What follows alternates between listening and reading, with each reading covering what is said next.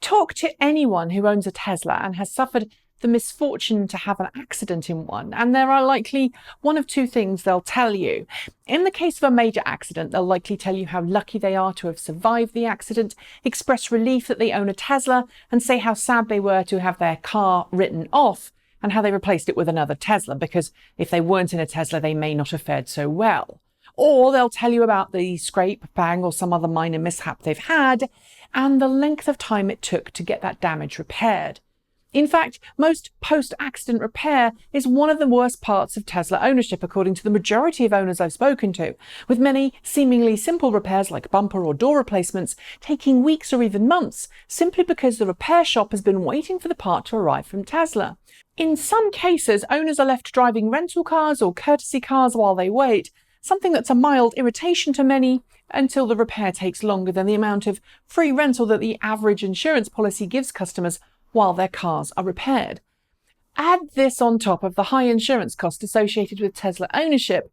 Teslas aren't involved in any more accidents than any other car, but when they are, the repair costs are far higher, and it's not exactly a great talking point when promoting the brand.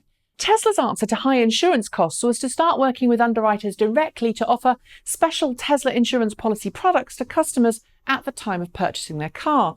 And now it's making the same switch to try and tackle wait times for repairs by bringing those repairs in-house. Over the last weekend, Elon Musk took to Twitter and confirmed the shift from using external collision repair centers to in-house ones, something actually Tesla floated back in May 2017, stating that outside firms taking weeks or sometimes months to repair cars was driving Tesla owners and Tesla crazy. The goal, he said, was to have Tesla body shops with a full stock of all parts to ensure that body repairs could be carried out as quickly as possible, with some repairs even taking place the same day or even in the same hour. Interestingly too, Musk suggested that the in-house repairs would be able to go ahead without needing to be approved by insurance companies. It's not clear how that would work, because if the insurance was denied, I presume Tesla would be on the hook. But it's likely that Musk is referring to customers who have Tesla's own insurance, which I'm guessing would make it a lot easier for Tesla to have essentially a pre-approval list of repairs its underwriters would trust Tesla's word for without requiring a visit from an engineer or damage assessor. Tesla has been operating a few in-house repair shops already, and the response from owners has been very positive. Earlier this year, it changed its training and certification program for those third-party body shops, making it possible for fully certified body shops to work on its vehicles without compromising any warranties. That said, any third-party shop wanting to repair a Tesla needs to spend a hefty chunk of change to ensure that it has all of the correct approved tools.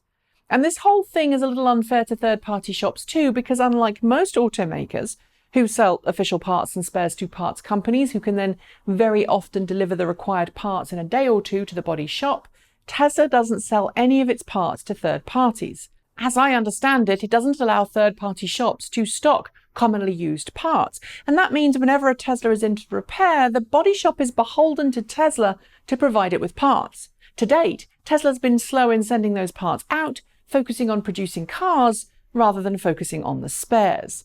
In other words, Tesla's shift to carrying out in-house repairs is fixing a problem that Tesla itself created, not by having a robust spares supply for third parties. It's essentially the same problem that Apple-authorized repair centers suffer.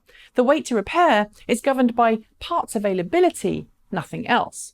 What will it mean for Tesla customers and Tesla if repairs are being done in-house? Well, aside from reduced wait times, Tesla may be able to lower insurance costs for owners, since it will likely be able to repair cars for far less than a third-party shop. And of course, it adds another revenue stream for Tesla, something that it would very much enjoy. But for third-party shops and customers who live outside of major metropolitan areas with Tesla repair centers down the road, it could be bad news. It's not clear how Tesla plans to address issues in those cases, but I'm guessing it'll be a choice for customers to use a local body shop or have Tesla come and pick the car up. What do you make of this change in accident repairs? Is Tesla solving a problem it created in the first place? Or is it just looking after its customers, making sure they're kept happy and that their cars are repaired in double quick time to Tesla's own standards? Let me know your thoughts below. That's it. As always, hit the notification bell to hear the moment a new show is uploaded. And don't forget to like, comment and subscribe to both of our channels. And if you fancy it, support us by using one of the 2 links below or by buying some swag from our swag shop. Thanks for watching, and as always, keep evolving.